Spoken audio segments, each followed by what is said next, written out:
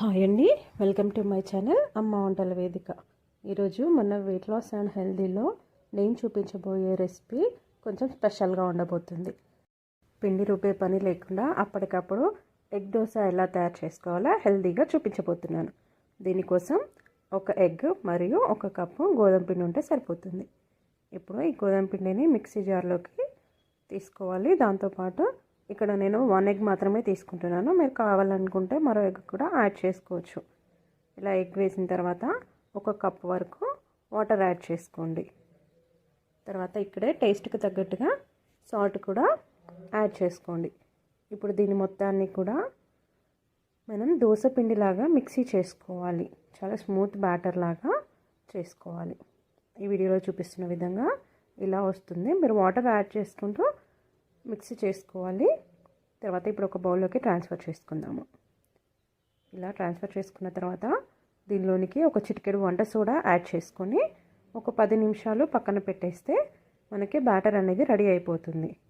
తర్వాత ఇలా non stick pan తీసుకొని కొంచెం ఆయిల్ స్ప్రెడ్ చేసుకొని మనం దోశ అయితే ఎలా వేసుకుంటామో అలాగే ఇది కూడా వేసుకోవాలి.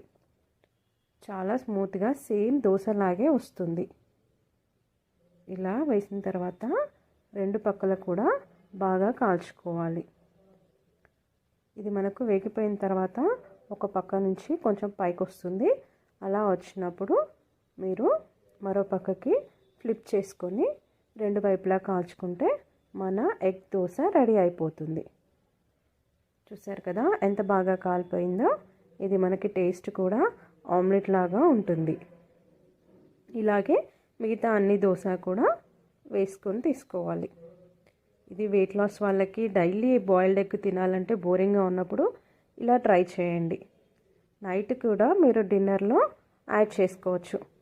అంతే సింపుల్గా మన ఎగ్ దోశ రెడీ అయిపోయింది. ఇలా డిఫరెంట్గా ఒకసారి ట్రై చేసి చూడండి. ఇది చాలా సాఫ్ట్గా ఉంటుంది. ఇన్స్టంట్గా అండ్ హెల్తీగా చేసుకోవచ్చు. బ్రేక్ఫాస్ట్కి ఏమీ ప్రిపేర్ చేయలేకపోయినప్పుడు అప్పటికప్పుడుకి ఈ దోశ కూడా వేసుకొని తీసుకోవచ్చు. చూసారు కదా మన healthy egg dosa. Easy and సింపుల్గా ఇలాంటి హెల్తీ రెసిపీస్ కోసం మన అమ్మ వంటల వేదిక ఛానల్ని సబ్స్క్రైబ్ చేసుకోండి. Thank you so much for watching.